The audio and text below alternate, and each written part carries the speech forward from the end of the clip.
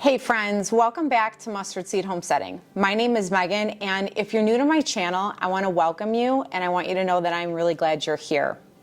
What I normally do on this channel is give weekly garden tours, but I thought it would be very helpful to see the setup in my garage. I know when I first started as a gardener, I wanted to know as much as possible. So I'm going to give you a mini tour of my setup in the garage and share a few things that I like to use. So let's get started.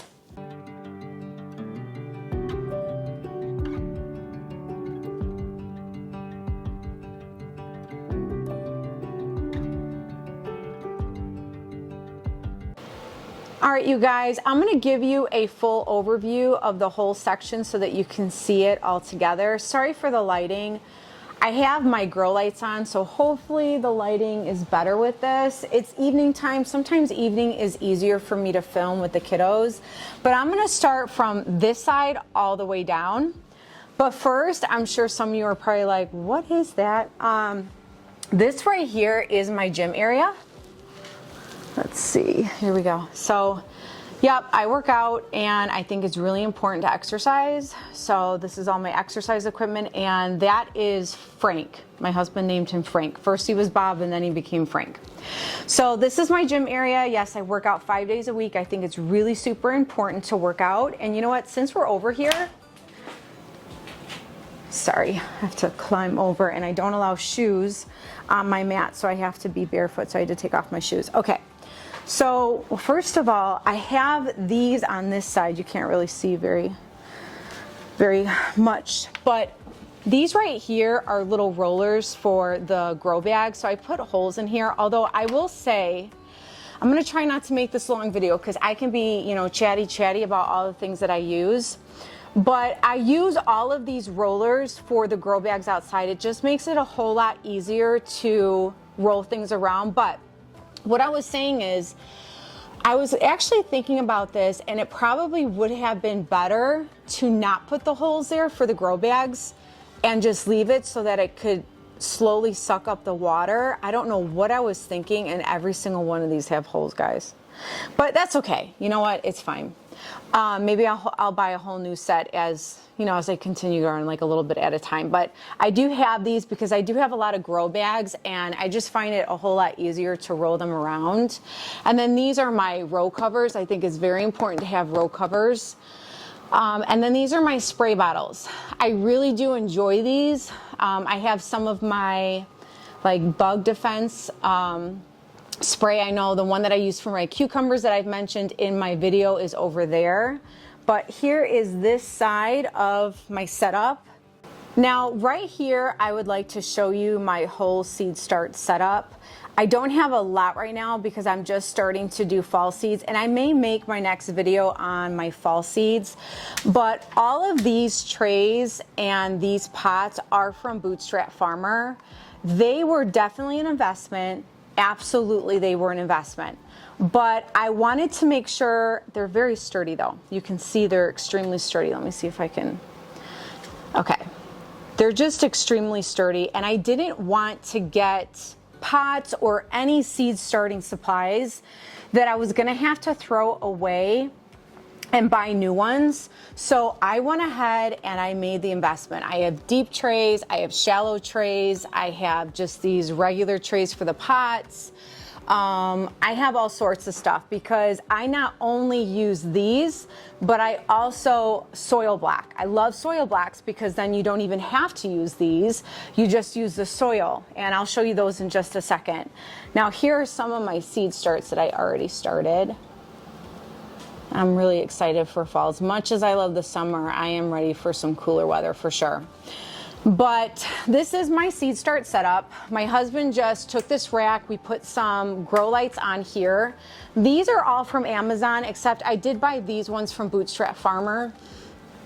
There's not really a difference as I was learning to, educate myself on grow lights. You want to get a good brand, but sometimes you can find inexpensive ones other places.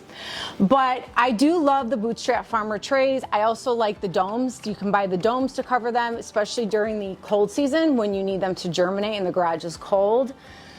Even though I have an attached garage, it still gets cold and it still gets hot. So, and then I ended up finding this because you guys, these are getting really expensive, these rolling carts. But I think we found this for $65. So of course I'm like, oh my gosh, we got to get it. And then we added some more lights on here so that I have more space to grow seedlings, because seed starts at the store are really expensive, you guys, like super expensive. So that's my setup. If you want me to do a detailed video on those with the trays and the Bootstrap Farmer planters, just let me know. I'd be happy to do so. I just want to give you guys a quick overview of all the many things that I use. And then down here are just some extra supplies for when I go harvest, or if I need to put soil in there for soil blocking. And then here is the seed square that I used in one of my videos. This is wonderful for square foot gardening. And then these bottles right here that you see, you can see that I reuse these, and right now I'm making a worm casting like a tea. And so what I'll do is I'll take my old gallon container from my Azure maple syrup when we're done with it, and I'll just keep the bottle and I'll put in the worm casting powder, and then I'll just fill this up with water, and then it's always on standby for when I need a little bit of extra nutrition. So that's there. This is a lot of just, you know, harvest containers, baskets, and so forth, because it's not being really used right now for seedlings. So let's go on the other side.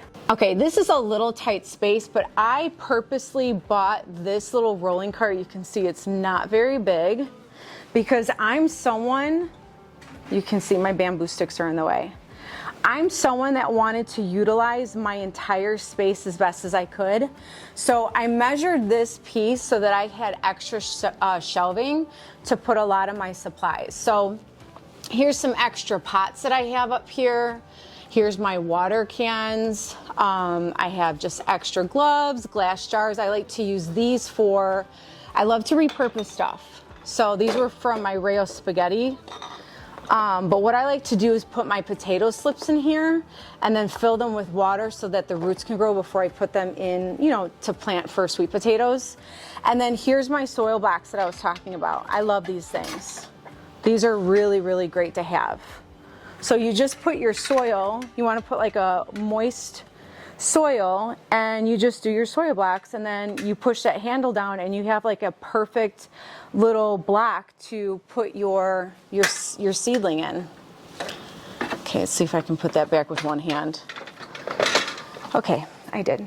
And then this is my basket. I take this out when I go to the garden, so I'll have, you know, my string here, my clips, anything that I would need to be out there, I always bring this. And then down here are just some extra tools. A lot of my gardening tools I'll just put in here. I like to be as organized. Oh, those are just extra bags and some stuff as I drop something over. And then these right here are my reusable tags. I just reuse tags because I really don't like to throw things away if they're still usable. So I just throw them in here. I keep a Sharpie, and then I just reuse them as much as I can. And then at the bottom here, I just have another water can, and then this was a bucket just full of my GREENSTALK bags that I put those support planters in. When I'm not using them, I'll just put them in here. And then these are a bunch of bamboo sticks. Now, most of them are outside. I typically have them on the other side to store, but for right now, oh, the lighting is hard. Right now, I just have them here so that they're quick access, because going around here and having to get the bamboo sticks is kind of hard. So I have that there. Here's my aloe plant. My mother-in-law gave that to me, and it's been wonderful to have.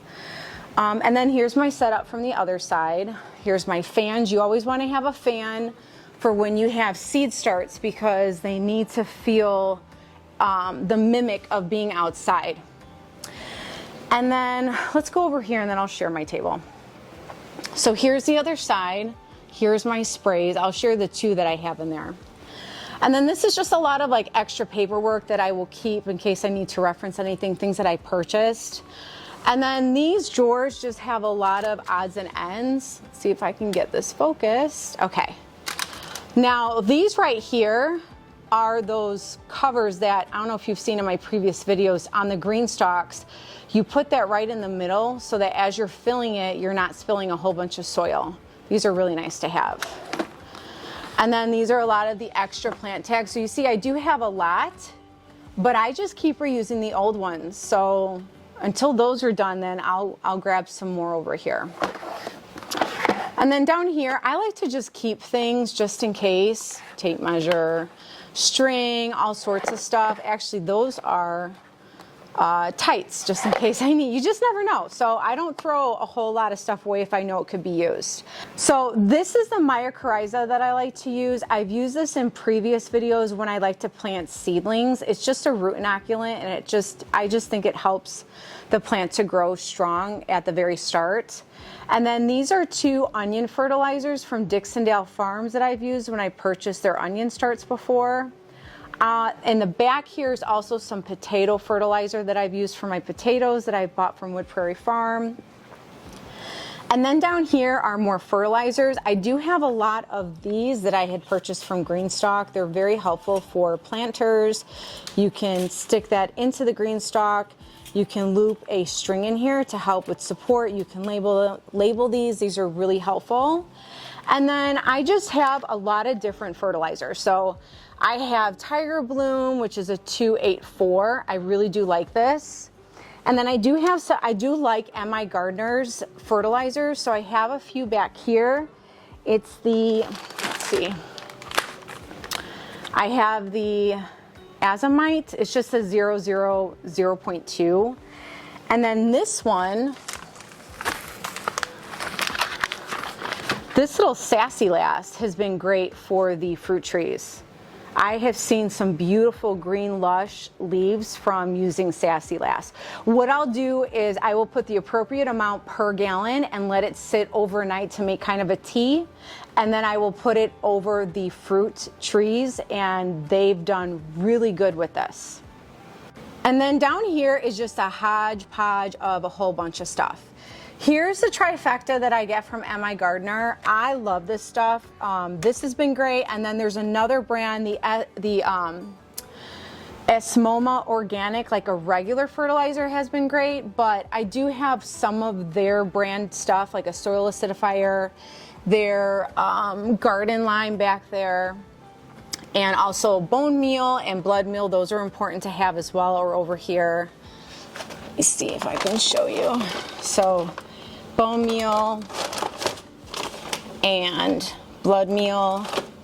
And then this is what I've been also using for my worm cast tea. Now this I bought from Costco for a pretty good price, so I thought I'd try it, and actually I really do like that so far. Here's just some more fertilizer. Fox Farm has been really good too. I've used this for my seedlings. And then here is that same one that I showed you earlier. And then here is this product. It's called Rev. It's an organic growth stimulant. Let me see. It's really getting hard to focus.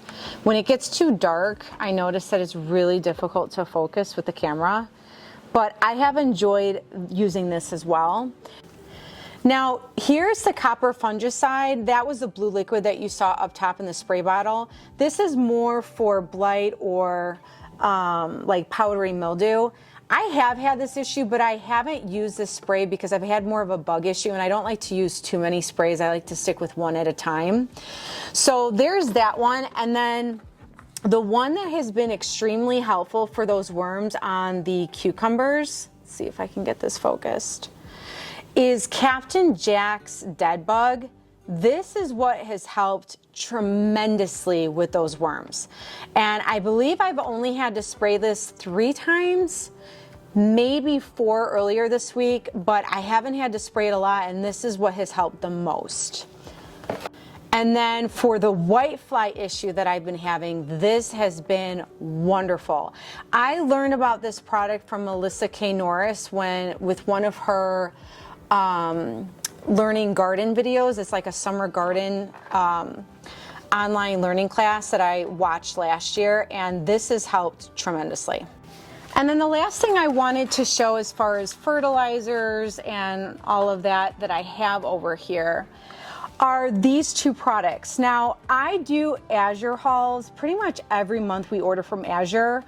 And they had this fertilizer, Fish On. It's a 230.2, and then Kelp Help.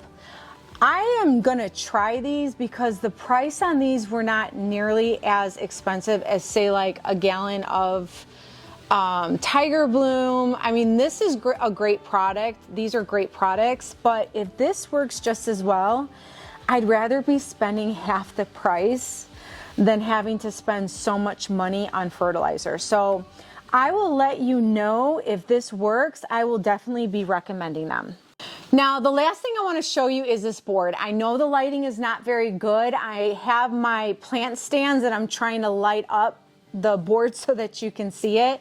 These are my plant stands. I bought these, probably about 2 years ago. I really do like these a lot because when I needed more space for seedlings and I completely filled this up in the other shelving unit as well, I put them on this table and I put the grow lights over them, so those helped. But this board is just a bunch of information, and the reason I want to share this, even though the lighting is not the best, is I leave notes up here, but I also put instructions for planting sweet potatoes and potatoes, just so I have a reference card or a reference to go to if I need further information when I'm planting, so I'm not running back in the house. And then these are just notes with garlic and onions because these are some staples that I always like to have growing when they're in season to grow. I think it's really important to write down notes so that it's always at the forefront when you are gardening, if you're able to. I do find that to be super beneficial. And then even this is the GREENSTALK,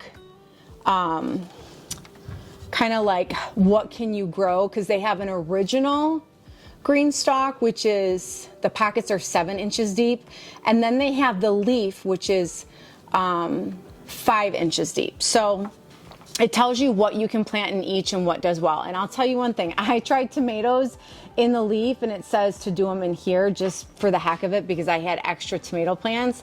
While I did get a couple of tomatoes, yeah, I will not be planting them in there again. So that's not gonna happen. I did try having a calendar, like for instance, when we had our fertilizer schedule, this really helped me. I'd put the dates and I'd say, okay, this week we fertilize, this week we don't, and so forth. So that was super helpful. So I just wanted to show you this. It may not be your thing. It helped me and maybe it could possibly help you. Okay, and last is this table. This table is not always out, but I have this out for when I seed start. As you can see, I got these ready for my seeds, and then here are my seeds. I think I will be doing a video on my seedlings or seeds that I'm going to be planting for this fall. I mean, I obviously already planted some here, but yeah. So, and I also, my seeds are organized. I love organization, so maybe I'll do a separate video on that as well.